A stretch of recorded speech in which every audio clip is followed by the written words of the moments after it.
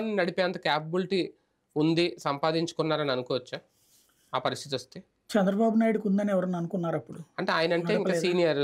ఆహా! అప్పుడు అప్పుడా? ఆ ఓకే. రోజున హ్మ్. ఎన్టీ రామారావు దగ్గర నుంచి. హ్మ్. అంతే. జగన్‌కి హ్మ్. ఎవరన్నా అనుకున్నారా? హ్మ్. నడపలేదా? హ్మ్. ఇప్పుడు విమర్శించేవాడు ఎప్పుడూ ఉంటాడు. హ్మ్. సక్సెస్ అనేటువంటిది అవకాశం ఇస్తే కదా తెలిసేది. అదే గదా! హ్మ్. ఉద్యోగంలోకొచ్చేటప్పుడు అనుభవం అంటారు. ముందు అనుభవం రావాలంటే ఉద్యోగం ఇయ్యాలి కదా ఎవడన్నా.